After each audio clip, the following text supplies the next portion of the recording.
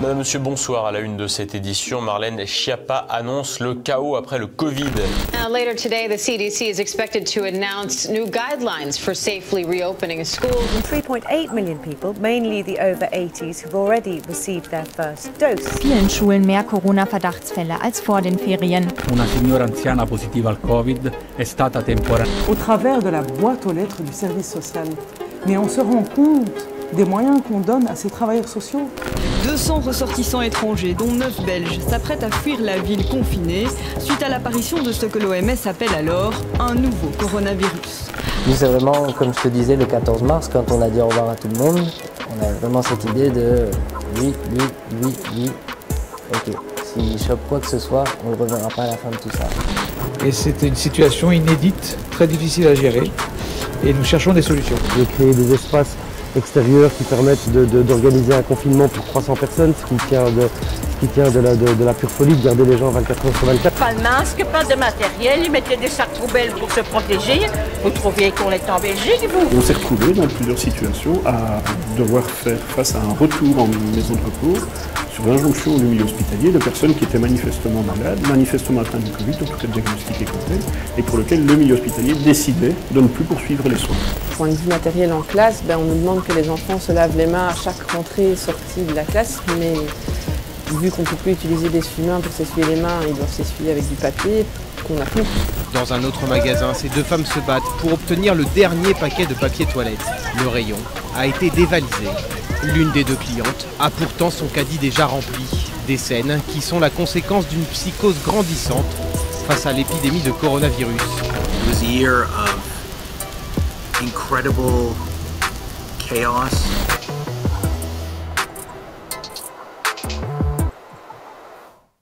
Mesdames, Messieurs, chers amis, bonsoir ou bonjour selon l'heure où vous allez nous regarder. Bienvenue en tout cas.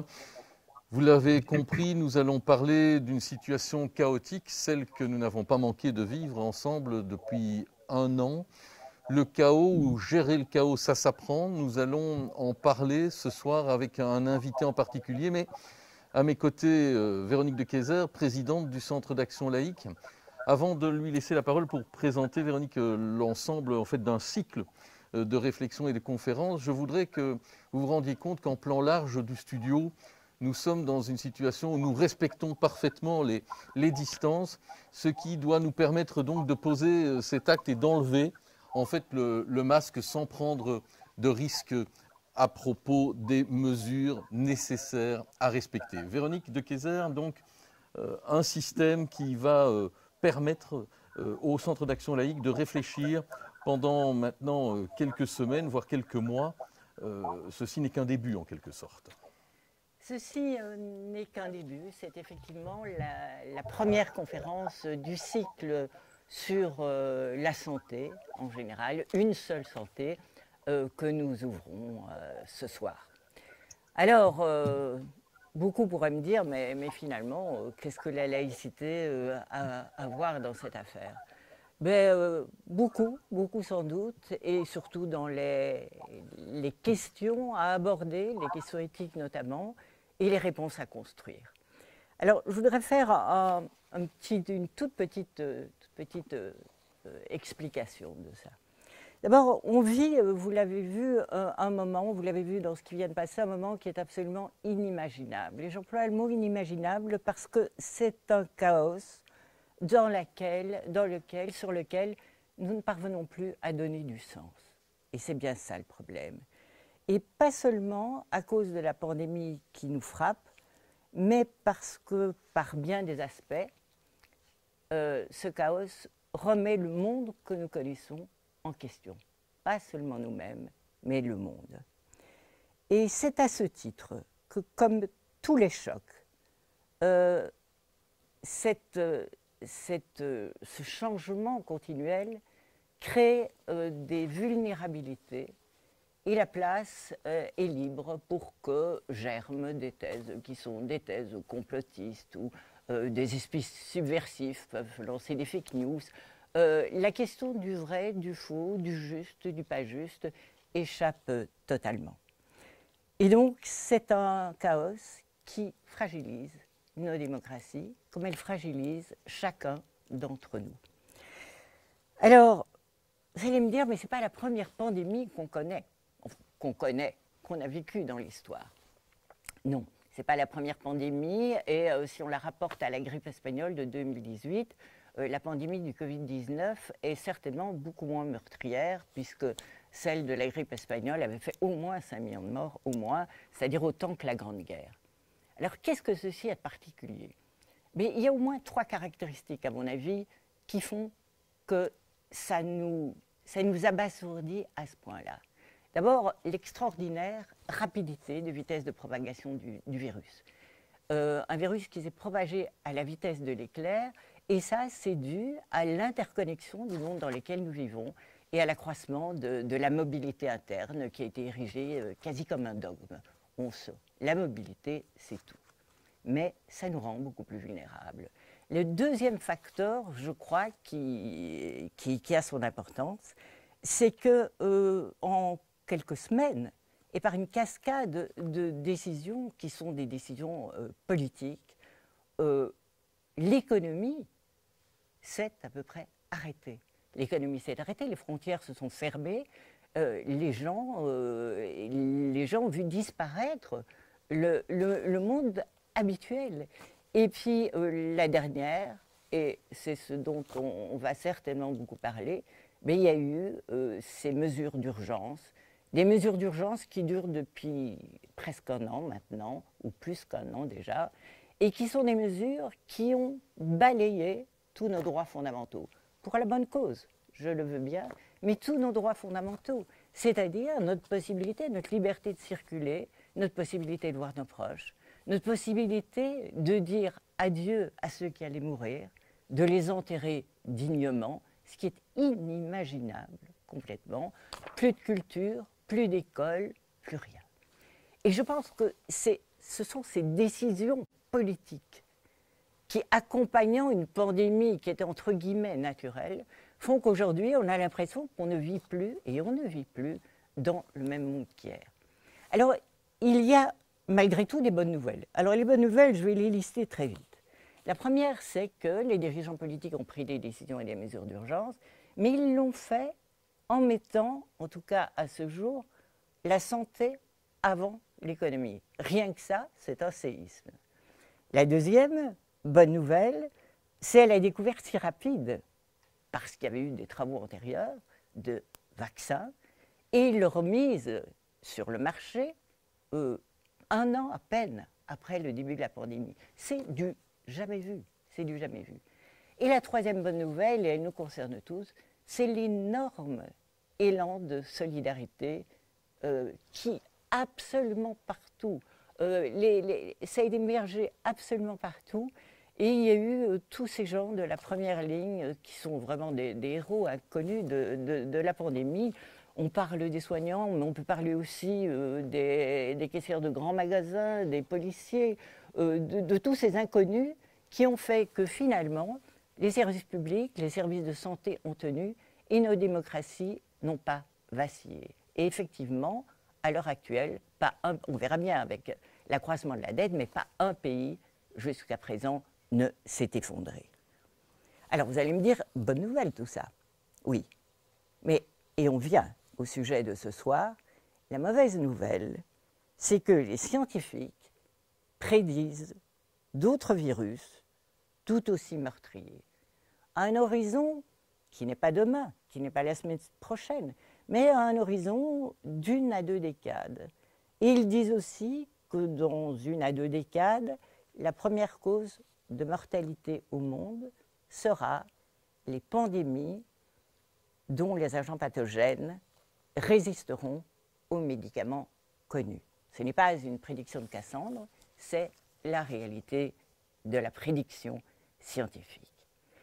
Alors, on peut résister à un one-shot, mais est-ce qu'on résistera? Est-ce qu'on pourra faire face de la même manière une deuxième fois à un scénario catastrophe, aux mêmes privations de liberté, aux mêmes incertitudes par rapport à une reprise du travail, aux mêmes déchirements en voyant ses proches disparaître sans leur dire adieu?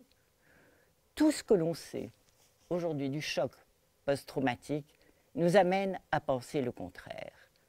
D'ailleurs, pour les soignants de la deuxième vague aujourd'hui, c'est plus dur que pour la première. L'unité sacrée de la première vague a disparu. Et on sait que quand on vous annonce la récidive d'un cancer, c'est bien plus difficile à supporter que l'annonce du cancer initial. Les deuxièmes fois sont toujours terribles. Elles reviennent sur les blessures. Alors, et c'est pour ça que j'attends la conférence de ce soir avec impatience, comment gérer ce chaos? Comment redonner la signification à un monde qui est en transition et dont tout l'équilibre aujourd'hui, tout l'équilibre, qu'il soit climatique, qu'il soit environnemental, qu'il soit du point de vue de la santé, est en train de se modifier. Quelle réponse peut-on avoir à ça? Comment faire face? Comment apporter des réponses au débat éthique que je n'ai fait qu'effleurer?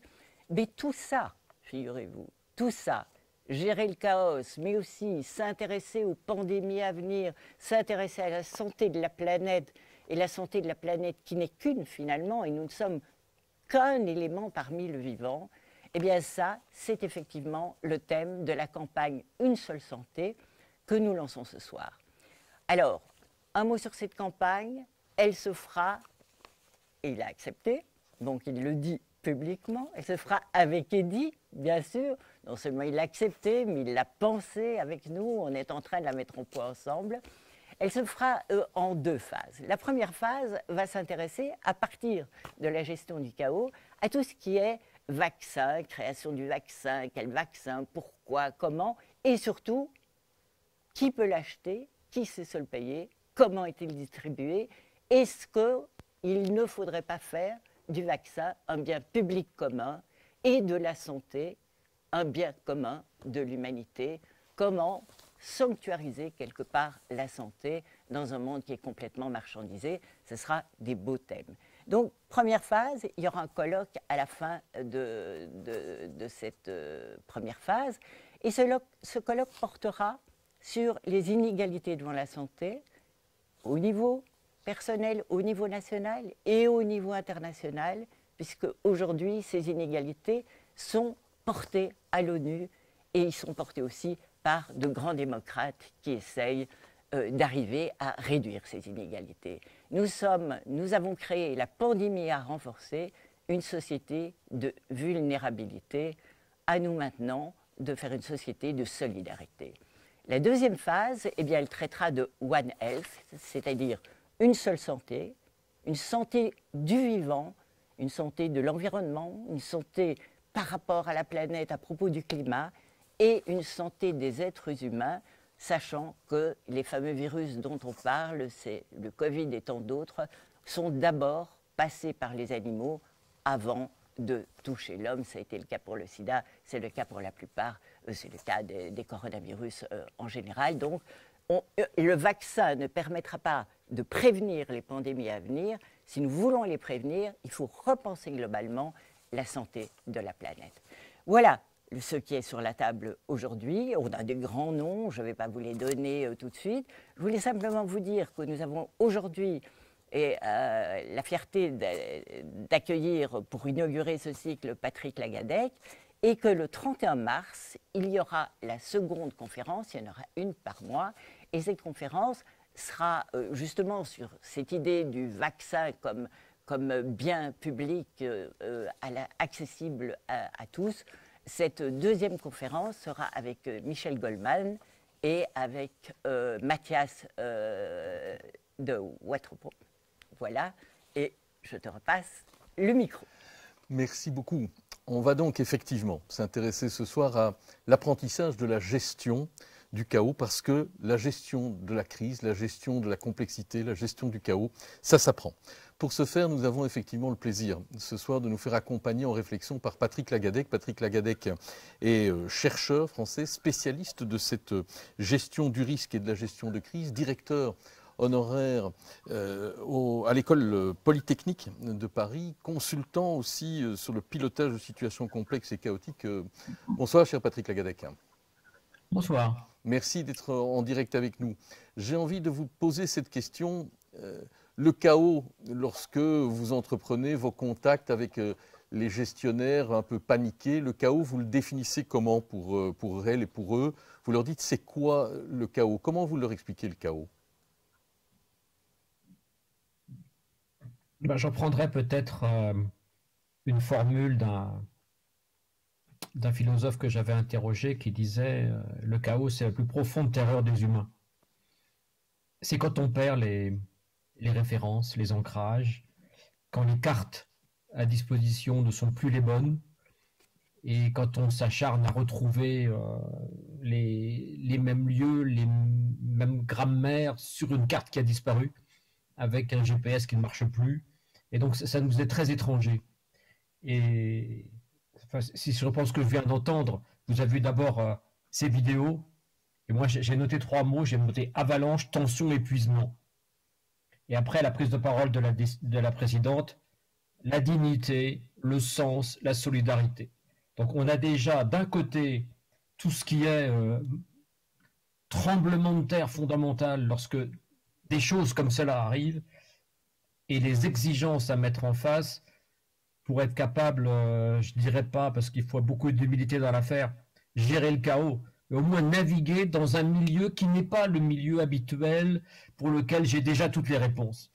Et le chaos, c'est ça, j'ai été habitué à avoir déjà tout un registre de réponses, et quand j'ai passé des examens, c'était pour voir si je connaissais bien ces registres de réponses, et passer de cela à une logique après d'invention dans laquelle il faut retrouver de nouveaux ancrages, de nouveaux repérages, de nouvelles cartes, de nouvelles pensées, de nouvelles valeurs.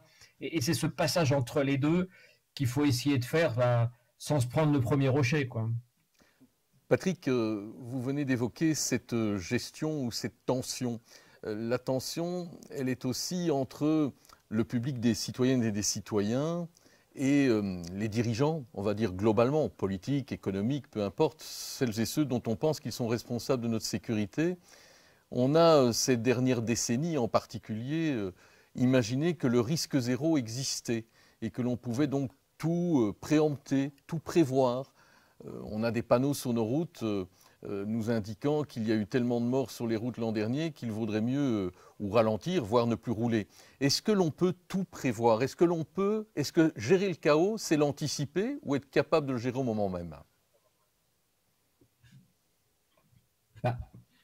Si on part déjà dans l'idée qu'on va pouvoir tout anticiper, je crois qu'on se met en très très mauvaise posture. Parce que la première question sur laquelle on va buter, pour laquelle on n'a pas les réponses, provoquera un séisme intérieur et un séisme social qui est pas la bonne voie de sortie. La seule chose à avoir en tête, c'est oui, je vais avoir des pages blanches sur lesquelles je vais devoir travailler. Je peux citer ici, j'avais fait un jour l'entretien avec quelqu'un de remarquable, Laurence de la Ferrière, qui a traversé l'Antarctique à pied. Et je lui ai posé la question, et j'y repensais avec cette histoire de virus en ce moment. Je lui ai posé la question, qu'est-ce que vous auriez à dire à des gens qui sont partis pour une croisière en Bahamas et qui se retrouvent en Antarctique?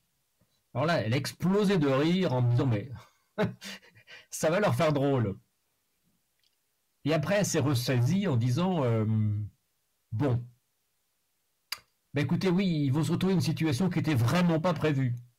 Même s'ils ont des petites sandales, ça ne va pas marcher. Et elle dit, mais je vais trouver au fond de moi de nouvelles ressources qui vont me permettre de m'adapter à une situation qui n'était vraiment pas prévue. Et je lui pose la question à ce moment-là, mais et les autres? Elle dit, oui, et les autres qui eux aussi auront changé. Eh bien, il va falloir se réadapter à ces autres qui ont changé.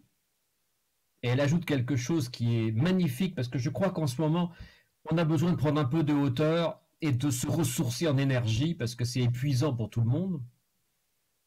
Et elle me dit, et ça, c'est vraiment intéressant. Ça, c'est l'histoire de la vie. Alors, c'est une autre manière de voir les affaires, parce que pour tout le monde, moi le premier, ce sont des situations que, jour après jour, on pourrait dire invivables dans nos codes habituels. Et quand on nous dit, attendez, mettez-vous en marche et inventez, reprenez de la respiration, je pense que c'est vraiment important. Et je repense là, je le notais à vous écoutant tout à l'heure, une expérience que j'ai fait en plongée sous-marine, ça peut arriver d'essoufflement. Vous êtes allé un peu trop vite, ou bien vous avez été inquiet pour quelque chose, et on n'arrive pas à reprendre son souffle. C'est un peu ce que nous vivons en ce moment sur les avalanches de nouvelles tous les jours, les contradictions constantes. Et quand ça vous arrive à 25 mètres de fond, à 30 mètres de fond, vous avez vraiment envie d'aspirer l'air encore plus vite, encore plus vite, encore plus vite. Comme quand vous le mettez sur les réseaux sociaux et sur les plateaux de télévision pour en entendre encore plus, encore plus, encore plus. Et là, ça ne se guérit pas. Et à ce moment-là, il faut faire attention. La première bêtise que vous pouvez faire, c'est de foncer en surface pour prendre de l'air. Vous allez arriver en surface, mais vous serez mort. Donc, comment je fais pour... On se calme, on va prendre distance, on va respirer profondément, et on va essayer de retrouver, de se reforger des ancrages, des repères, avec d'autres, parce que c'est avec les autres, que je prends la plongée des autres du groupe de la Palanquée, qu'on va petit à petit retrouver de la sérénité, des capacités d'inventer un peu, de trouver des bonnes idées. Par exemple, je remonte de 3 mètres, ça va être beaucoup plus facile pour respirer, mais pas à toute vitesse, et pas à la surface, et pas n'importe quoi. Donc la vocifération permanente, c'est pas la solution. Donc comment je vais me remettre de la sagesse là-dedans? C'est ça l'idée, je pense, sur le chaos. Alors Patrick, vous le savez, et c'était un peu aussi vers ça que je tendais dans cette question, il y a une tendance aussi de la part des citoyens et des citoyennes à peut-être déléguer énormément aux autres, à l'autorité, comme on dit, aux scientifiques, aux politiques, la responsabilité de cette gestion. Dans l'autre sens, on a aussi beaucoup soulevé la question ces derniers temps de l'absence d'association, le fait que l'on est très peu associé finalement le citoyen à la décision, à la prise en charge de son destin. L'une et l'autre de ces solutions ne rencontrent pas correctement, à vous écouter en tout cas, la gestion du chaos. Alors, je voudrais reprendre peut-être un peu la cartographie de base. Et si je m'éloigne trop de votre question, ben, je viendrai après. Chacun, aussi bien dirigeant que citoyen, a dans la tête que s'il se passe quelque chose, c'est un accident. Et c'est ça notre univers. C'est-à-dire un événement bien spécifique, bien isolé, bien contenu. Et aujourd'hui, on se retrouve face non plus à un accident, mais à un engloutissement. Et puis, c'est pas spécifique, c'est hybride et systémique. C'est-à-dire que, alors qu'avant, on avait des ground zero, là, la localisation du problème, et les pompiers arrivent et ils gèrent le problème, a tout d'un coup quelque chose qui est l'ubiquité. Et ce qui n'était pas touché hier est touché le lendemain, etc. Donc la zone d'impact, on ne sait plus où c'est. C'est déjà très troublant pour nous. On avait aussi l'incertitude. Il n'y a qu'à interroger les experts. Ils ont un corps de doctrine qui marche bien, puis autour, il y a un peu d'incertitude, mais ça va s'éclairer. Ici, très très vite, c'est l'inconnu et l'ignorance. C'est-à-dire qu'on va apprendre, mais enfin, au début, on ne voit pas bien clair. Il y a des miracles de temps en temps, lorsque, comme disait la présidente tout à l'heure, on trouve un vaccin, c'était pas prévu du tout. Bon. Il y a des autorités, mais très vite, elles sont en concurrence sévère. Et là, il y a des éclairs dans tous les sens. On pensait information descendante, parce que les autorités vous disent ce qu'elles savent, et ce qu'elles doivent vous dire, et tout d'un coup, c'est des matières à connexion avec de l'information qui passe de tous les côtés, qui viennent du monde entier, et avec des gens qui parlent, on ne sait plus trop d'où ils parlent, et surtout des socles qui jusqu'ici n'étaient pas concernés, enfin, le socle fondamental, les contrats sociaux, tout ça c'était stabilisé. Et tout d'un coup, on s'aperçoit que tout ça, ça devient mouvant également, et avec des dissociations. Et la présidente avait raison de parler en termes de démocratie. Ça peut vraiment toucher au fond. Et quand on a vu comment Donald Trump engageait son pays et comment il était relayé par d'autres qui disaient chez nous tout va très bien et si on meurt c'est encore mieux. Donc comment là-dedans un leadership peut se mettre en place, sachant que le leadership n'est pas forcément habitué à traiter ça, va peut-être avoir peur des réactions citoyennes, et réciproquement, les citoyens se demandant s'ils ont bien fait de faire confiance à des pilotes, et ils s'interrogent avec une façon exacerbée sur la qualité du pilotage. Voilà le terrain dans lequel on est jeté. Et pour donner une image, il y a quelqu'un qui a fait un livre qui s'appelle Cooper Ramos sur l'âge de l'impensable, et je vous donne peut-être quelques lignes de ce qu'il dit dans son livre. Il dit « Dans un système linéaire simple, on peut cartographier les effets d'une crise à la manière d'une chute de domino. Mais dans une société en réseau, frappée par des bouleversements, la prévisibilité relève du fantasme. Soumettez les réseaux à un choc et vous obtiendrez la réaction en chaîne, déclenchée par une balle de ping-pong lancée sur une table couverte de pièges à souris sur laquelle d'autres balles de ping-pong sont lancées. Vous obtenez une réaction presque explosive dont la direction et l'état final ne peuvent être prédits. Et c'est dans ce milieu extraordinairement pulvérulent, explosif, surprenant, qu'il faut apprendre à naviguer aujourd'hui. Chacun dans son rôle, chacun dans ses responsabilités. Et à un moment donné, il est évident que dans des moments extraordinairement de tension, des décisions doivent être prises, et ça ne peut pas être pris partout, à tout moment, en consultation générale, c'est pas possible. Mais d'un autre côté, les citoyens ont leur mot à dire, ont leurs énergies à mettre de là-dedans, et comment tout ça, ça va se nouer, c'est pas non plus écrit, il n'y a pas de règles et sur lesquelles il va falloir travailler. Voilà quelques éléments que j'ai en tête.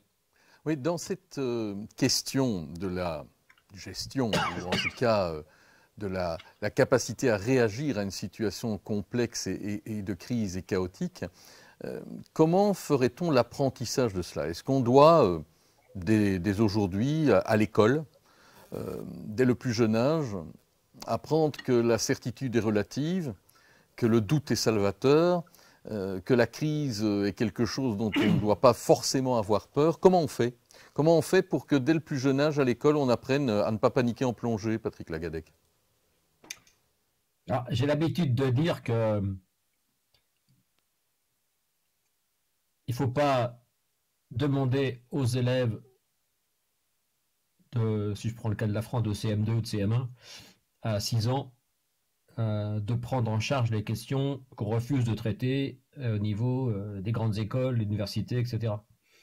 Donc, on pourrait peut-être déjà commencer à préparer les étudiants promis à devoir exercer des responsabilités qui vont être phénoménales dans ce monde, les préparer et de préparer toutes les personnes en responsabilité à travailler dans des environnements de plus en plus effervescents.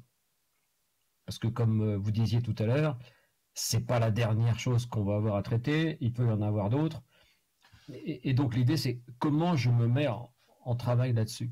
Et je note que quand on s'exerce le plus souvent sur des scénarios dits de crise, ce sont souvent des scénarios déjà connus, sur lesquels il y a déjà des registres de réponses, et on entraîne les gens à apporter ensemble, en se coordonnant, en communiquant, mais des réponses connues à des situations connues, complexes mais connues. Moi, quand j'entraîne des états-majors, des équipes, c'est toujours vous allez vous mettre du côté des situations de crise complexes, vous allez vous préparer des scénarios pour lesquels vous n'avez pas les réponses, laissez les réponses de côté, c'est pas ça le sujet c'est de vous mettre dans le questionnement et de proposer des situations de haute surprise, et ensuite, dans un deuxième temps, on regarde ces situations de haute surprise pour savoir, là-dedans, vous ouvrez une page blanche, qu'est-ce que vous avez à dire sur les grandes erreurs à éviter, le sujet dont il est question, parce que très souvent on se trompe de sujet avant même de commencer. Et puis si vous avez des suggestions, qu'est-ce que vous donneriez? Non pas comme voilà la réponse, mais des combinaisons d'impulsions inventives avec des acteurs dont certains vous ne les connaissez pas, mais avec lesquels il va falloir travailler, et ce serait vraiment très fructueux de travailler. Donc voilà comment je mets les gens en situation intellectuelle et psychique d'être capable d'affronter la feuille blanche. Alors que très souvent dans nos entraînements, la non-connaissance, c'est bon, c'est le point final, et après on ne va pas plus loin. Aujourd'hui, pour l'entraînement à ce genre de choses, le point final, non, c'est le point de départ. Donc j'ai vraiment un blanc. Et alors, pour les plus jeunes, j'avais fait une expérience un jour en France, et les sapeurs-pompiers exposaient à des petits jeunes qui étaient là des situations compliquées d'inondation ou autre, enfin déjà connues. Et leur disaient en gros, si tu as un problème, t'en fais pas, on sera là et on arrive, on a tout le matériel. Et je leur disais, mais dites-leur peut-être autre chose en plus.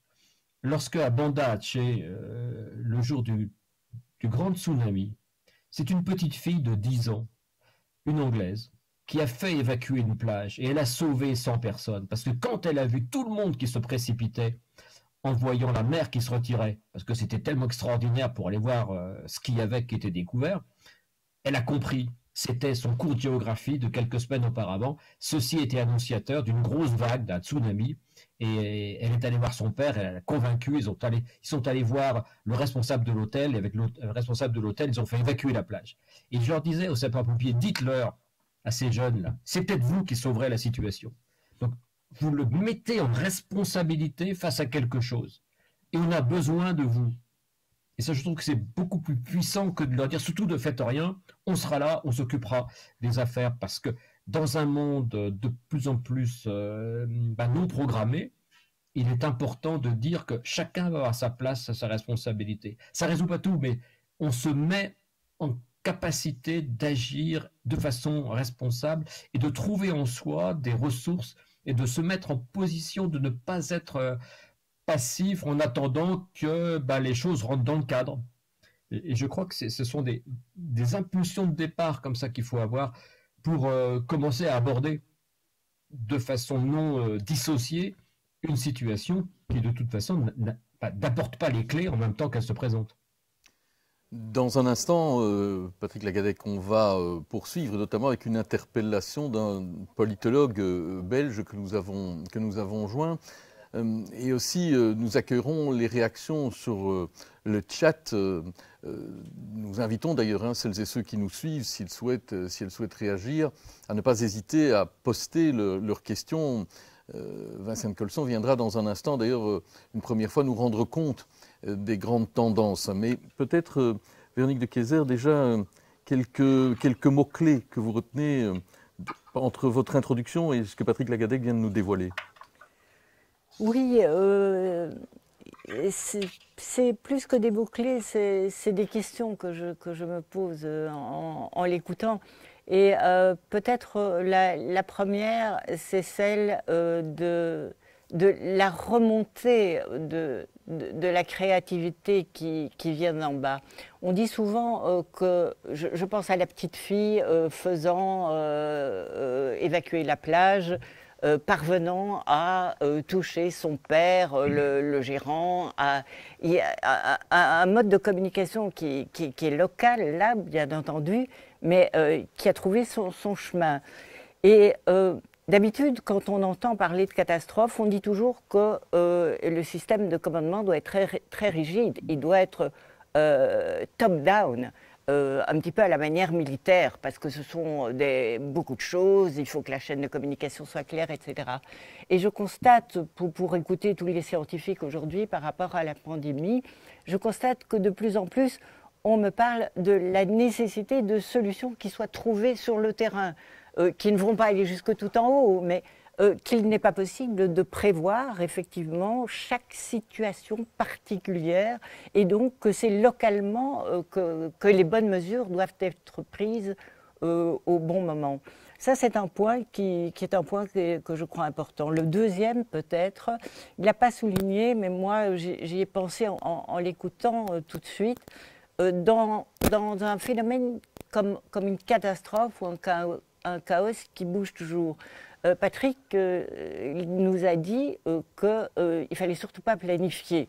Non, il ne faut pas faire planifier à long terme, mais il faut faire une sorte de planning réactif, c'est-à-dire réévaluer périodiquement et constamment la situation, puisque la situation est une situation qui, par définition, est changeante.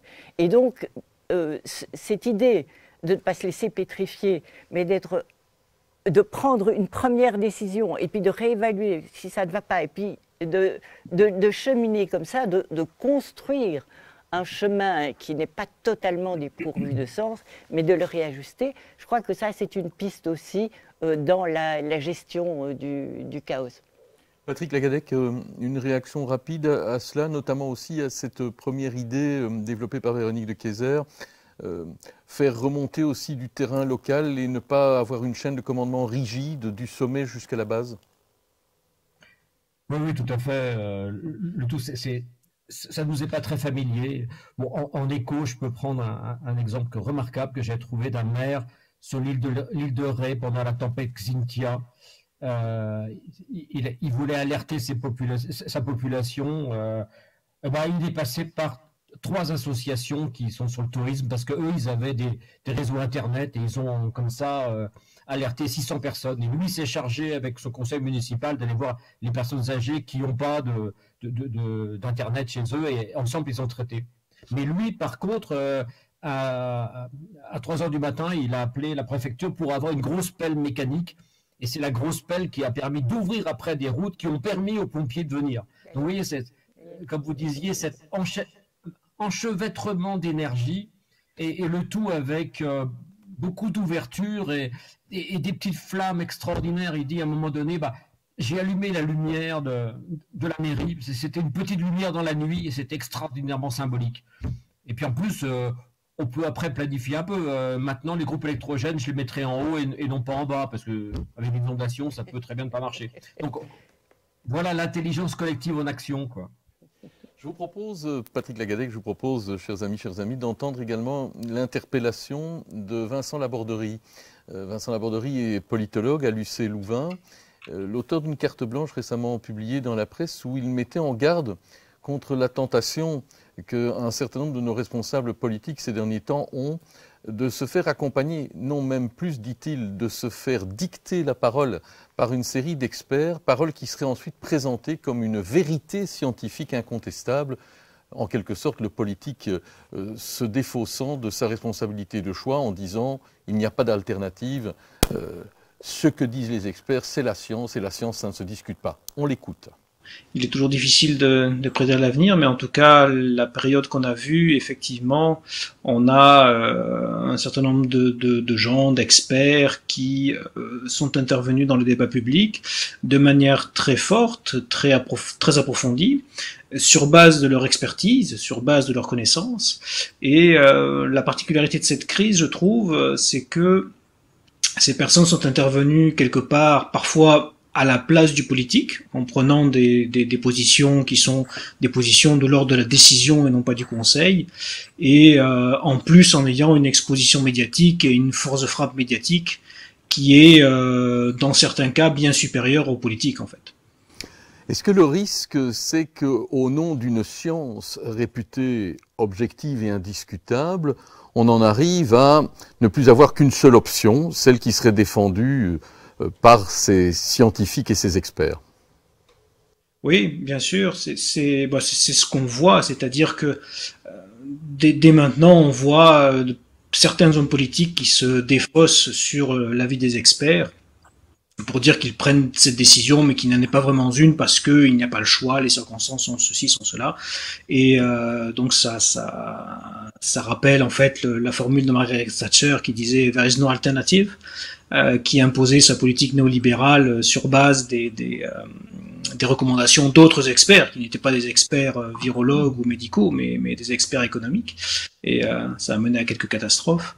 Et effectivement, c'est le danger, et surtout, c'est une espèce de dévoiement de la science aussi. C'est-à-dire que croire que la science est la vérité révélée, qu'il y a une science et que celle-ci dit ce qu'il faut faire, c'est une erreur fondamentale. Voilà, je citais l'exemple des modèles néolibéraux de l'école de Chicago. On a bien vu qu'ensuite c'est beaucoup plus complexe que ça, et c'est encore une fois un dévoiement, parce que la science, ça ne peut rien être d'autre que le débat et le doute. Et à un moment, on arrive à des choses qui sont relativement consensuelles, mais dans la crise qu'on traverse, il y a peu de choses finalement consensuelles, hein. C'est-à-dire que ce virus a moins d'1 an, l'expérience de confinement, c'est quelque chose qui est quand même relativement nouveau, dont on a du mal à voir les conséquences, et donc arriver là-dessus avec des vérités définitives, c'est totalement hors de propos.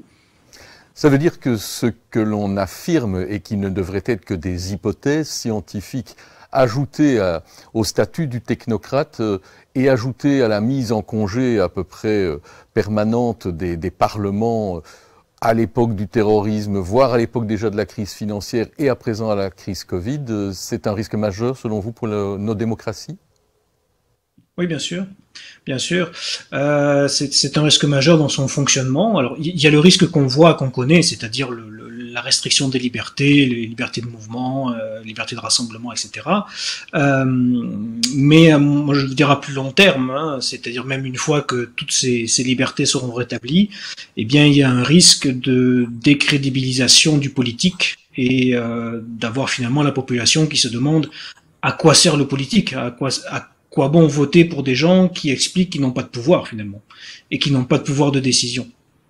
Et c'est un exemple assez proche qui est celui de l'Italie, où on a vu que à la technocratie, à l'époque c'était Mario Monti, a succédé le populisme. Parce que le peuple n'a pas envie d'entendre que les choses qui nous arrivent et qui sont désagréables sont imposées par une science, par quelque chose dont on ne peut rien faire. Et après, il y aura toujours des populistes pour caresser la population dans le sens du poil et de dire, voyez, ces hommes politiques qui se sont basés sur des experts, etc., en fait, ne vous comprennent pas, ont fait des erreurs, et donc ça donne autant d'arguments à des mouvements populistes.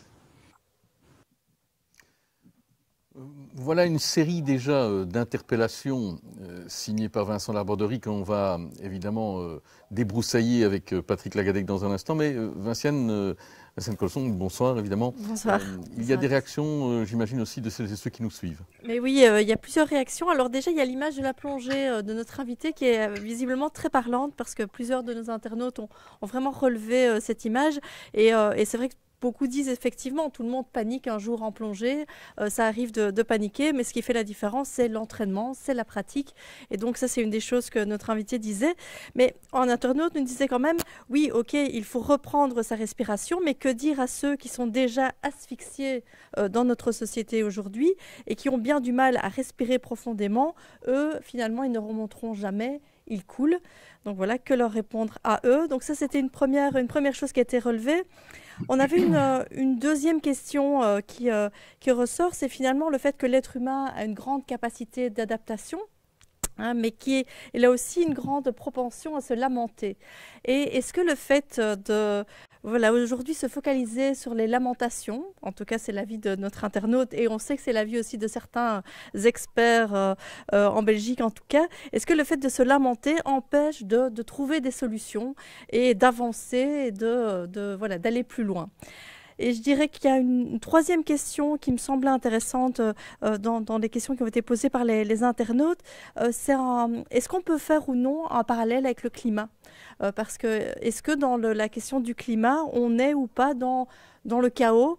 Est-ce qu'on est dans cette même gestion de crise ou pas?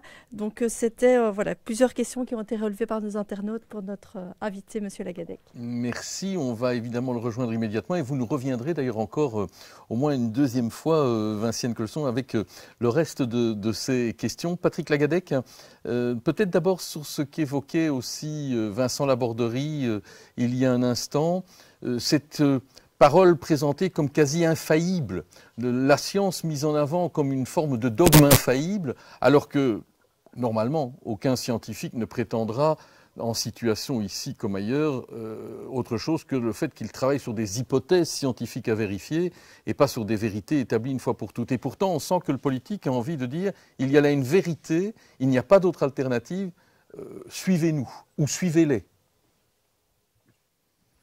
Je crois que là aussi, il faut prendre un peu de hauteur et de la respiration. Alors, je voudrais citer Dominique Dormont, qui avait été le scientifique en France, qui avait fait un comité scientifique pour aider le politique sur la question de la vache folle. Et il disait, et je trouve que c'est extrêmement juste, la première responsabilité du scientifique, c'est de donner les limites de ses connaissances.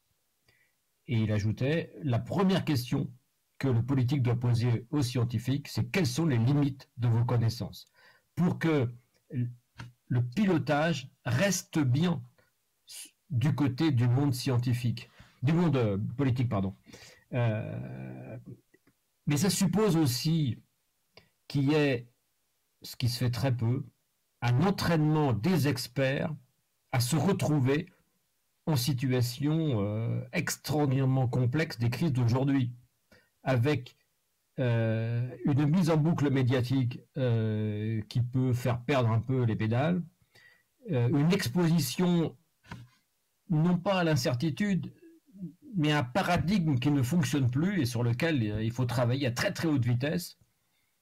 Et la conjonction des deux fait que si vous n'êtes pas préparé, l'expert lui aussi va être en situation extraordinairement difficile et va se retrouver happé par une demande extrêmement forte de certitude, une demande de réassurance du haut, du bas, d'à côté, etc. Le tout en concurrence. Si on n'est pas préparé, même en tant qu'expert, ça devient très très compliqué. Et avec des situations qui peuvent être extrêmement difficiles. Moi, je me suis retrouvé sur France 24 avec la question qui était sur Fukushima, faut-il évacuer Tokyo? Si vous n'avez pas réfléchi un peu avant et que vous parlez et que les gens qui vous écoutent n'ont plus confiance tellement ni dans le gouvernement japonais, ni dans l'industrie japonaise, ce que vous allez dire, ça peut avoir quelques effets, quoi. On n'est pas là dans un laboratoire, on est en situation, et sur lequel il faut avoir travaillé. Bon, ça c'est pour les experts, et je dirais qu'à la fois ce positionnement et cette préparation, s'il n'y a pas eu simulation, exercice, entraînement des experts à comment je vais articuler ce que je sais et surtout ce que je ne sais pas en situation d'exposition immédiate, avec des caméras qui arrivent, etc. Celui qui n'est pas entraîné, il va vous redonner la règle de 3 et ça ne va pas marcher. Et conserver du côté du politique la capacité à critiquer ce qui vous arrive des experts et des expertises. La question de la confiance, Patrick Lagadec, est au cœur de ce que vous venez d'évoquer. C'est-à-dire que si à un instant il y a rupture de confiance, il y a rupture de chaîne, il y a rupture de réaction, il n'y a plus de créativité. Je réfléchissais récemment sur qu'est-ce qu'on met en route pour tester, pour voir si on peut avoir confiance ou pas. Et je pense que quelqu'un qui se retrouve en situation pas très normale, je ne sais pas si vous l'avez fait, ça m'est arrivé dans des avions avec des turbulences assez fortes, vous allez développer une hyper-vigilance sur tout. Et si vous arrivez à avoir plusieurs éléments qui vous disent que, attendez, vous êtes le seul à comprendre qu'il se passe quelque chose de vraiment... Là, vous allez tout de suite dans la rupture de confiance, quoi. Alors que si vous avez la réassurance permanente que, 1, les pilotes ont bien conscience de la situation, 2, ils vous ont bien montré qu'ils savent faire, et que s'ils ne savent pas faire, ils ont déjà un entraînement à quelque chose pour lequel il n'y a pas toutes les réponses, mais ils sont là. Et bon, ça va permettre de refonder de la confiance. Parce qu'autrement, elle part à une vitesse, mais extraordinaire, quoi. La défiance s'installe, je dirais même dans les situations extrêmement inquiétantes aujourd'hui, la défiance est la première.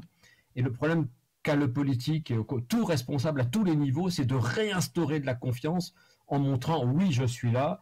C'est pas parce qu'il y a des choses que je ne comprends pas et oui, je ferai des erreurs, mais je les corrigerai rapidement. Oui, il y aura du retour d'expérience à la fin, mais je le ferai aussi pendant et je corrigerai. Non, n'attendez pas de moi toutes les informations sûres et définitives. Il y aura des variations, mais je serai là pour l'accompagner. C'est cette posture sur laquelle j'ai les habits et l'étoffe pour être capable d'assumer la difficulté dans laquelle je suis. Et c'est ça qui fonde la confiance, plutôt que le mot qu'on va emprunter dans un lexique qu'on aura pris sur les talk points. C'est ça qui me semble vraiment le plus important. Nos internautes soulignaient par exemple le fait qu'il y a à la fois une grande adaptabilité, mais aussi une capacité à se lamenter qui empêcherait effectivement les solutions. Ça rejoint un peu votre situation chaotique dans l'avion, là. C'est normal qu'il y ait lamentation, c'est normal qu'il y ait critique, etc. Mais si ça devient le seul mode de fonctionnement, avec des hurlements sur le thème, de toute façon, comme on a vu aux États-Unis souvent, on ne mettra pas de masque, ce virus c'est une vitamine, c'est pas grave, etc. Là, on est parti dans de la folie. Et je crois que justement, il faut réintroduire du cadrage, de la rationalité, de la sagesse en situation qui échappe. Et ce serait extrêmement problématique si la seule réaction, c'est de partir. Et c'est pour ça que quelquefois, je suis un tout petit peu énervé pour les radiotrottoirs sur le thème « Faites-vous confiance à ceci ?» Évidemment, la réponse, ça va être non. Parce que je mets les gens en situation de décrochage par rapport à la solidarité, etc. Il faudrait beaucoup mieux de travailler sur comment on peut prendre en charge plutôt de comment je peux me révolter. Alors, c'est normal qu'on ait chacun des périodes sur le mode, mais c'est pas possible, quoi. Qu'est-ce qu'ils font? C'est pas cohérent. On disait le contraire la semaine dernière.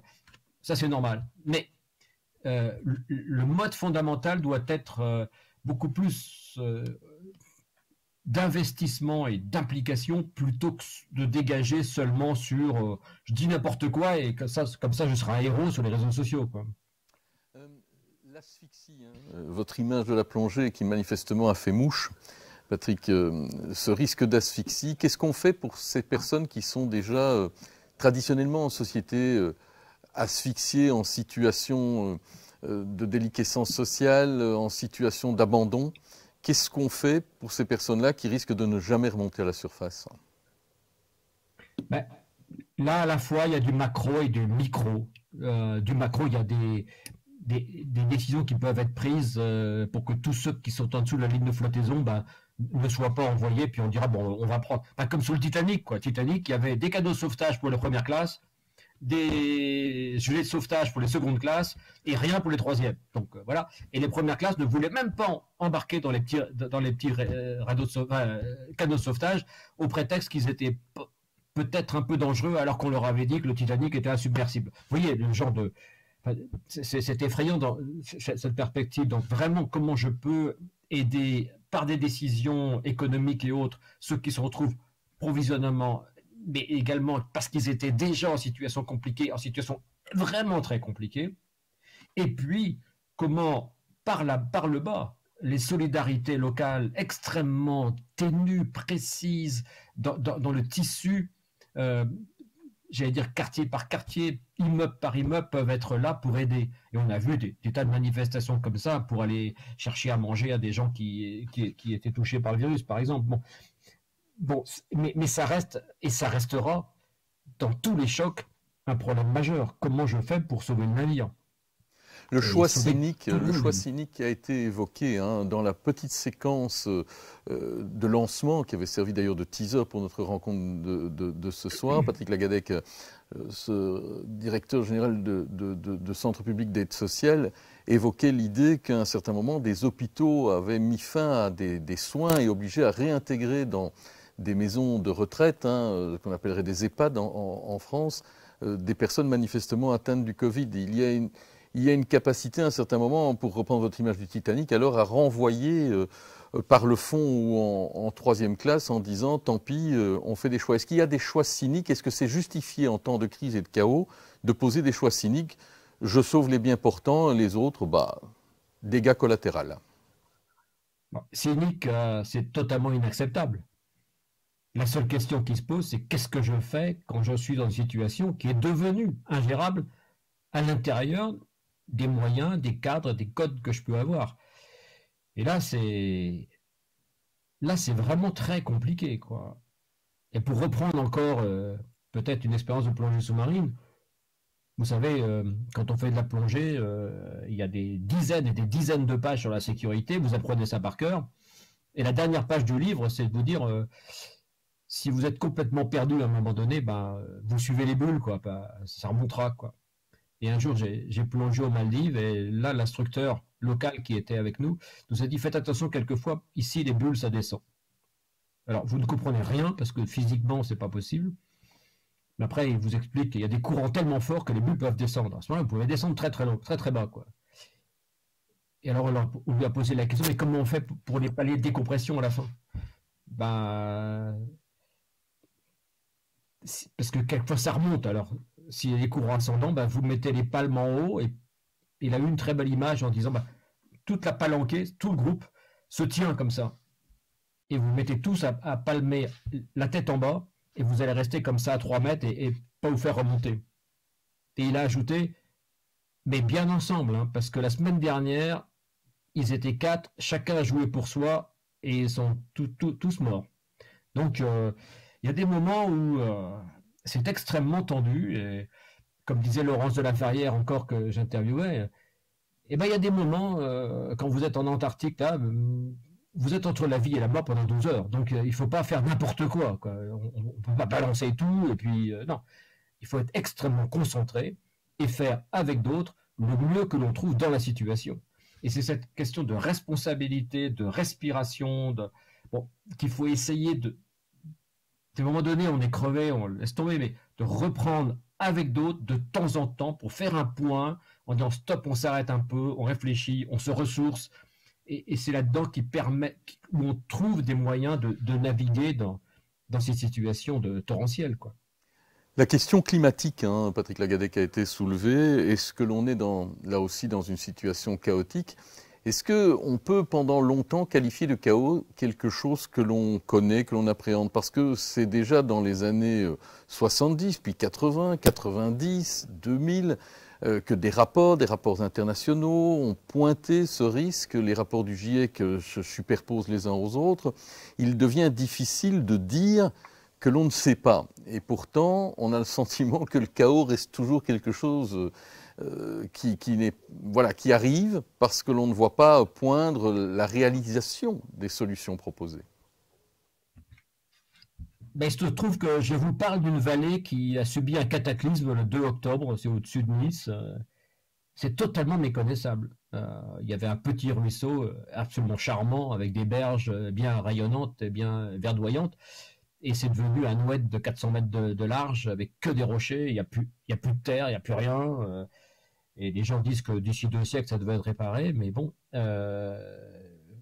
voilà, des chocs que nous vivons d'un point de vue climatique, et c'est vrai qu'il faut se préparer à avoir là aussi de très très fortes surprises. Ce qui fait que si on remonte à ce que vous disiez, il va y avoir vraiment intérêt à prendre totalement la mesure de ce qui a été dit par les rapports du GIEC, etc. Et qu'une des surprises d'ailleurs qu'on peut avoir, c'est que des gens vont attaquer le GIEC en disant que quand même ils auraient pu être un peu plus alarmistes, qu'ils n'ont pas été assez, alors que pendant des années, on leur a dit qu'ils étaient trop pessimistes. Bon, il y a toute cette effervescence dans laquelle on va travailler en matière climatique, et entre le climat, les virus et autres, on va avoir de quoi faire. Le tout, c'est de se dire, c'était un philosophe qui m'avait dit ça, le vrai optimisme, c'est de se dire que nous avons la volonté et les moyens d'affronter les problèmes que nous nous sommes créés. Et non pas de nous dire, non, ça ne doit pas exister parce que ce serait trop grave. Non, non. Nous avons la volonté et les capacités à faire face aux défis que nous rencontrons, aux défis de l'histoire. Et je crois que c'est la seule posture qui peut permettre de naviguer, de tenir la tête hors de l'eau et de garder dignité et responsabilité. Ça me semble absolument crucial. Vinciane est à nouveau avec nous pour nous faire part des autres interventions des internautes. Oui, alors je dirais que ici, j'ai focalisé sur 3 types d'interventions. D'abord, le rapport qu'on a aux scientifiques. Et on voit que nos internautes apprécient plutôt la posture que les scientifiques ont eue, en tout cas ceux qui ont commenté, puisqu'ils nous disent que les scientifiques ont appris l'humilité, d'où l'absence de réponse claire et univoque. Et finalement, on salue le fait qu'il n'y ait pas de réponse claire et univoque, parce que ça veut dire qu'il y a une certaine humilité, un certain doute qui est normal en science. Une attitude, par contre, une posture et une critique beaucoup plus forte par rapport aux médias qui nous abreuvent de chiffres, les nombres de morts, les nombres d'hospitalisations. Et donc la question, c'est quelle autre attitude y aurait-il eu lieu d'adopter pour l'appareil médiatique dans cette gestion du chaos. Et alors, évidemment, les critiques les plus fortes, elles vont vers nos gouvernements, nos élus. Et donc, on a un internaute qui nous dit, par exemple, cette crise sanitaire n'est-elle pas révélatrice d'une démocratie chancelante? Le gouvernement édite des lois qui ne font pas l'objet de discussions entre les élus. La prochaine crise ne risque-t-elle pas de nous entraîner dans un système politique moins démocratique? Et je pense que du coup, cette question nous rappelle une carte blanche qui avait été écrite il y a quelques jours par Jérôme Vermeulen, donc psychologue clinicien et responsable du site lepsychologue.be, qui lui aussi pointait 2 biais décisionnels très classiques et très puissants, l'effet tunnel et l'histoire du bus de 14h24. Mais je vous laisserai, Eddy, expliquer tout ça parce que je sais que vous aimez raconter cette histoire du bus. Merci, effectivement, Vinciane. Saluer effectivement l'émergence du doute, de l'humilité scientifique. On peut combiner, Patrick Lagadec, leadership et humilité. On doit? Oui, je pense que c'est la seule posture possible. En disant... on est face à quelque chose de complexe. Je ne prétendrai pas avoir la vérité, mais je suis en charge et je le ferai jusqu'au bout. Un peu à la Churchill, et qui dit j'ai rien à vous cacher. Voilà ce que je fais. Voilà ma détermination. Cela dit, on va ajuster ensemble. Je ferai des erreurs, mais avec vous, on va travailler. Mais ça suppose, que c'est le point des élus après, ça suppose que chacun ait fait aussi le travail.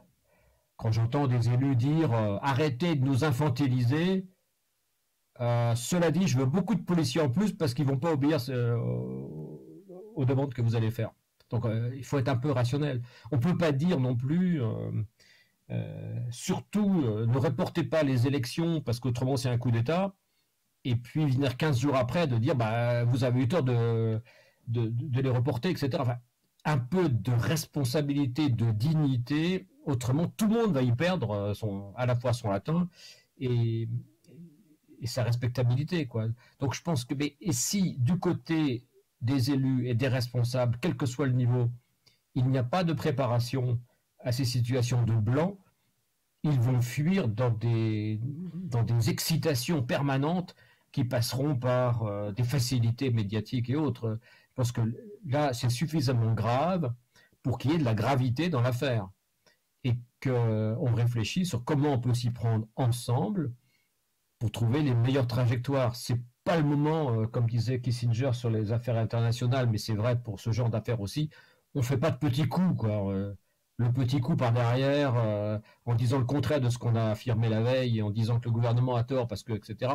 Non, je pense qu'aujourd'hui, ça suppose une grande dignité de chacun et une prise de responsabilité.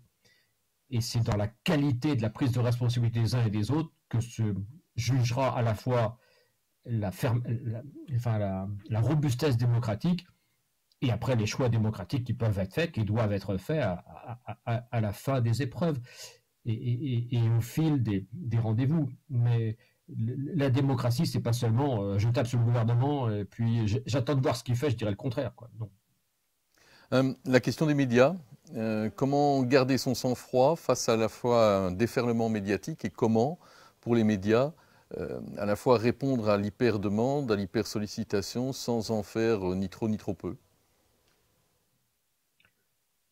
C'est ce que j'avais souvent dit dans les couvertures médiatiques compliquées, par exemple, dans les situations terroristes.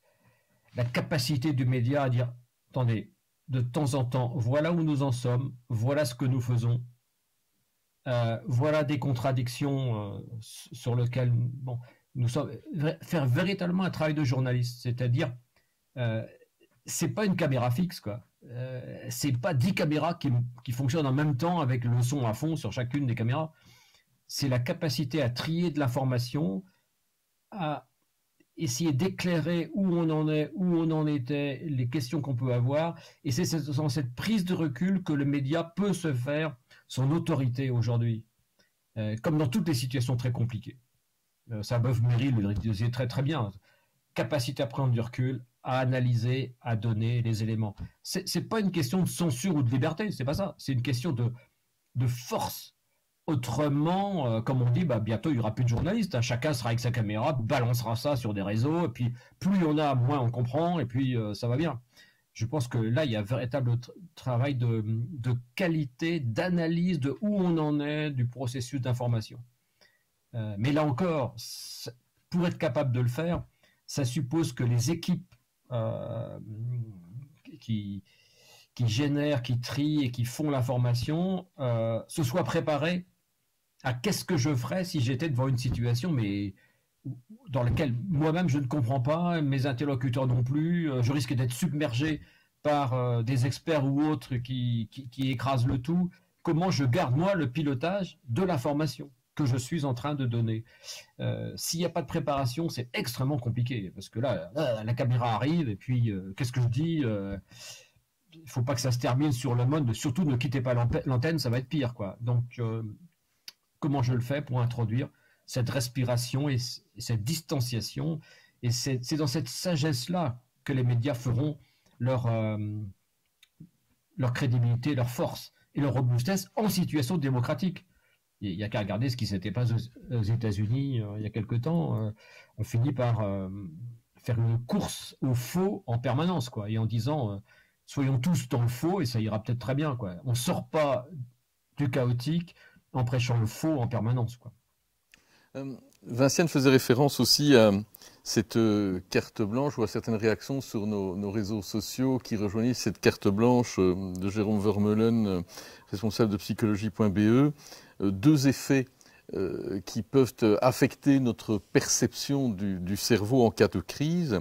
L'effet tunnel, tout d'abord, hein, l'idée de vouloir apercevoir au bout du tunnel telle lumière ou tel fait, croire voir l'atterrissage possible à mordicus alors que l'on n'y est pas, et oublier, ne plus avoir de vision latérale, en quelque sorte ne plus se fixer que sur le biais du tunnel, la fin de la pandémie, et ne pas voir le désastre économique, le vide culturel, les problèmes de santé mentale, bref, ne plus avoir qu'un seul objectif et en ignorer les autres.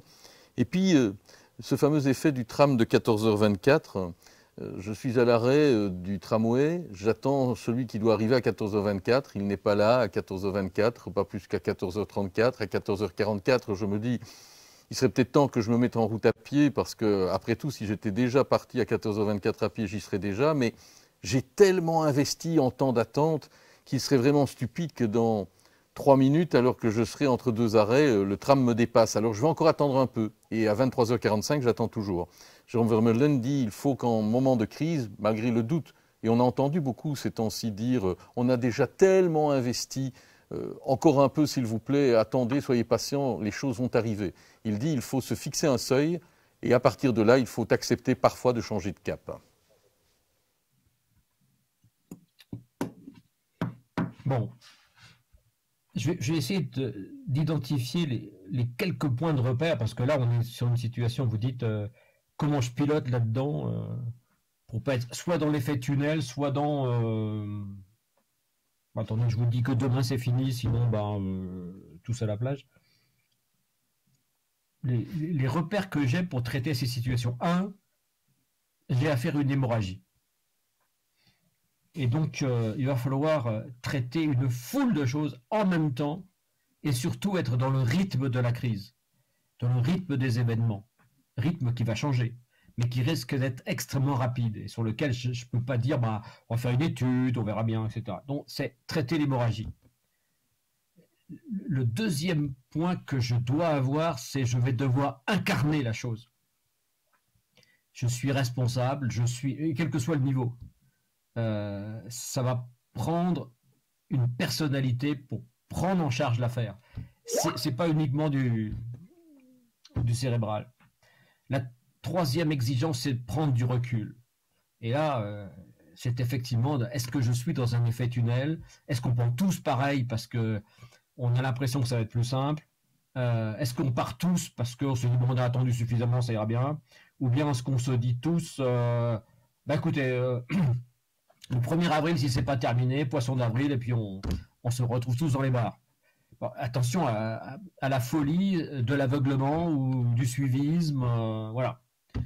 Donc prendre du recul, ça c'est vraiment extrêmement important. Ensuite, c'est comment j'endosse les questions, comment je vais rechercher les questions. Et il y avait comme un ministre de la Santé américain en 1976 qui disait le problème qu'on avait sur cette grippe porcine, c'est pas qu'on n'avait pas les réponses, c'est qu'on ne sait même pas quelles questions se poser. Donc comment je vais explorer ces questions. Autre point, comment je pilote l'expertise, et non pas comment je suis à la remorque de cette expertise. Et puis, quel futur je vais dessiner? Qu'est-ce que j'ai en tête? Et les questions que vous posiez tout à l'heure, c'était les plus démunis, les plus exclus. Quel avenir je propose pour chacun dans une société qui doit être à la fin encore une société de coopération et de solidarité. Autrement, j'aurais tout perdu, quoi. Et puis, faut quand même que je pose des jalons. Alors, la difficulté aujourd'hui, c'est que dès qu'on pose un jalon, très souvent jusqu'ici, il a été contredit. Donc, on ne peut pas poser de jalon mythologique, c'est pas de dire, écoutez, le 2 avril sera terminé, mais on peut arriver à clarifier avec des hypothèses quelques points. Alors évidemment, on peut se retrouver dans une situation impossible dans laquelle j'ai entendu plein de gens dire le gouvernement doit nous dire exactement quand ce sera fini et qu'on pourra faire. On ne peut pas, puisque le virus, c'est lui qui tient l'horloge et la partition. Donc il faut expliquer ça. Il faut aussi qu'on comprenne que ça n'a pas de sens de demander au virus de nous donner sa cartographie. Ce n'est pas possible. Et puis, je dois avoir en tête aussi comment je fais à tout moment pour générer, retisser de la confiance en mettant les uns et les autres en situation active de prise de responsabilité, de prise d'initiative à leur niveau, là où c'est pertinent. Et je crois qu'il y a des foultitudes d'initiatives. Moi, j'avais été très intéressé. Il y avait un groupe d'hôteliers et qui avait dit les gens peuvent pas venir chez nous, les restaurateurs peuvent pas aller chez eux, on va inviter les restaurateurs à venir dans l'hôtel faire des repas et les gens pourront rester à l'hôtel et on leur fera payer les chambres au prix coûtant. Maintenant c'est dépassé, mais à l'époque ça marchait et l'idée c'était quelle combinaison inventive entre acteurs qui n'ont pas forcément l'habitude de travailler ensemble, je peux mettre en place. Et ça suppose dans chacune des grandes organisations et des sociétés, par exemple, ou des groupes chimiques ou des groupes pharmaceutiques, une capacité d'invention aujourd'hui. On a eu l'impression, par exemple, que lorsqu'on a demandé à certains de prendre en charge une partie de l'élaboration des vaccins, c'était vraiment au-delà de l'horizon possible, quoi. Alors qu'aujourd'hui, c'est comment je peux fabriquer de la créativité industrielle, opérationnelle, combinant des choses qui ne se faisaient pas. Et donc, à tous les niveaux, il y a de l'inventivité à développer. Et c'est ça le nerf de la guerre, quoi.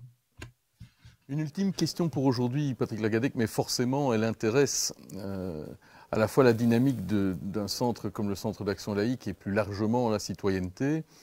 Comment, en situation de chaos, garder sa capacité au libre arbitre, à la conscience éclairée, à la capacité au choix éclairé? J'en discutais il y a 2 jours avec une psychologue qui disait que la difficulté aujourd'hui, c'était qu'on était coupé de ces ancrages de ressourcement, puisque c'était les liens, la culture et autres. Donc je pense que pour aller vers du choix éclairé, il faut essayer de se ressourcer aussi en énergie vitale, quoi. Pour que ce ne soit pas seulement du cérébral en disant ça y est, j'ai trouvé un bon plan, mais que ce soit une dynamique personnelle, un peu comme disait Laurence de la Ferrière sur je vais retrouver au fond de moi des ressources. Et avec ça, avec le maximum d'informations éclairées, sans que ce soit du déluge informationnel, essayer de trouver quelques points sur lesquels je puisse m'accrocher pour aller de l'avant et construire avec d'autres quelques cheminements qui permettront d'ouvrir sur autre chose. On ne peut pas trouver de clé universelle, silver bullet, comme disent les Américains. C'est pas ça le sujet. Le sujet, c'est d'avancer ensemble et de découvrir des choses que je ne pouvais même pas imaginer au départ. Et je vais y arriver, quoi.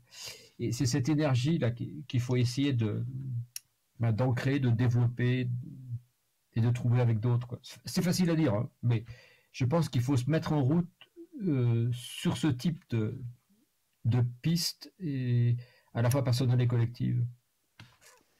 Merci de nous avoir accompagnés, Patrick Lagadec, en réflexion. Elles vont nourrir encore évidemment la qualité de tout ce cycle, puisque vous venez d'ouvrir, en fait, la présidente le rappelait, un cycle de réflexion où les éléments à la fois de ce chaos ambiant, mais aussi la possibilité de tisser le lien entre différentes crises, doit pouvoir nous guider. Moi, je retiendrai pour ma part humilité, dignité, responsabilité, créativité, quelques-uns des mots-clés. Mais Véronique de Keyser, vous en avez forcément listé quelques autres pour la fin de cette première conférence. Je ne sais pas si j'ai listé des mots, mais j'ai été extrêmement touchée du type de réponse que Patrick Lagadec nous a donné. En effet, on aurait pu penser qu'il allait nous embarquer dans un scénario technologique en disant « mais vous savez, pour habituer les gens à avoir des ripostes à des situations catastrophes, chaotiques, etc., ben, je fais une simulation et finalement les gens sont sur la balle et ils parviennent à réagir, ils parviennent à se coordonner, ils parviennent à prendre à une chaîne de commandement qui fonctionne et tout. » Et spécialement quand il avait parlé des pilotes, où il parlait des pilotes qui étaient formés, mais on sait très bien que les pilotes se forment sur simulateur, eh bien non, on n'a pas eu ce type de jargon-là. On a eu au contraire, comme tu le soulignes, quelque chose qui est de l'ordre de l'humain, des ressources internes, de la dignité, de l'humilité par rapport à des réponses que nous n'avons pas, mais auxquelles nous allons faire face à la situation en essayant de travailler avec de l'intelligence collective et avec l'équipe. L'équipe est revenue à plusieurs reprises, la respiration, la distance à prendre, etc. Tout ça, c'est de l'ordre d'une certaine sagesse, mais d'une sagesse qui fonctionne quelles que soient les situations chaotiques dans lesquelles il se trouve. C'est parfaitement généralisable. Et nous en avons les ressources, que nous soyons pauvres ou riches, et que nous soyons capables de faire fonctionner un ordinateur ou pas. Et donc ça, je trouvais que c'était vraiment très très chouette. Et aussi l'idée de faire face, aujourd'hui à ce qui nous arrive. Alors évidemment, j'ai une question, mais il ne faut même pas y répondre. C'est vrai que cette capacité de faire face, elle dépend, pas toujours, puisqu'il parlait de cette jeune femme partie en solitaire, on n'est pas toujours entouré, mais c'est vrai que c'est plus facile de le faire dans une équipe. Or, un des grands problèmes que le confinement nous a mis devant le nez, c'est que ce sentiment quasi corporel d'une équipe autour de soi, où on peut s'entraider, elle est médiatisée par Internet, par visioconférence, etc. Et de ce côté-là, le confinement nous donne un coup. Il est temps de reprendre, dans toutes les limites du possible, un lien social qui nous permettra justement d'être infiniment plus paisibles et de contenir la violence que la situation peut faire se lever. Alors, pour en terminer, je dirais, on reprendra toutes ces thématiques puisqu'on aura ensemble au cours de ce cycle des philosophes, des jeunes femmes courageuses, des hommes qui ne le sont pas moins, etc. On aura des scientifiques qui seront très humbles, mais on aura aussi quelqu'un, je l'espère, en tout cas, on va essayer de la voir, de Marina Garcés, qui finissait ses lumières radicales par quelque chose que je voulais vous dire, parce qu'il disait que le passé ne reviendra pas. On ne va pas revenir dans le monde du passé. La flèche du temps nous porte vers l'avant. Mais il disait, plus que de promesses et d'horizons utopiques, nous avons besoin de relations significatives entre le vécu et le vivable, entre ce qui s'est passé, ce qui est perdu et ce qu'il reste à faire. Et je trouvais que ça allait très bien, ça s'accordait très bien avec les paroles de Patrick Lagadec. Et voilà un petit peu ce qui trace un tout petit peu le chemin qui va nous conduire vers d'autres orateurs et d'autres thématiques. Et précisément, hein, comme vous l'indiquiez au début de notre rencontre, Véronique de Keyser, il y aura le 31 mars prochain un autre rendez-vous à se fixer dans les mêmes conditions avec deux intervenants. Nous aurons avec nous Michel Goldman, épidémiologue, infectiologue, grand spécialiste du vaccin et de cette Covid-19 qu'il observe de très très près, ainsi que Mathias de Watripon, économiste, ancien vice-gouverneur de la Banque nationale.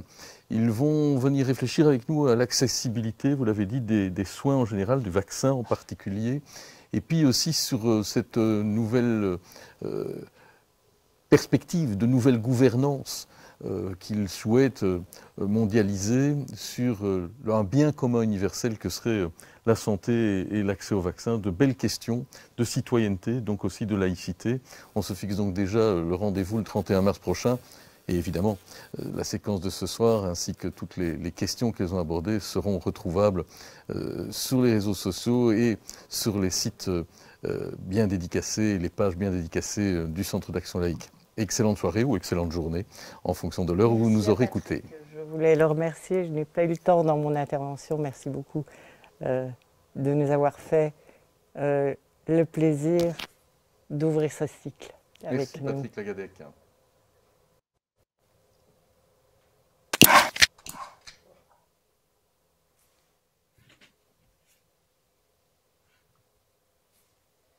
Ok, hein.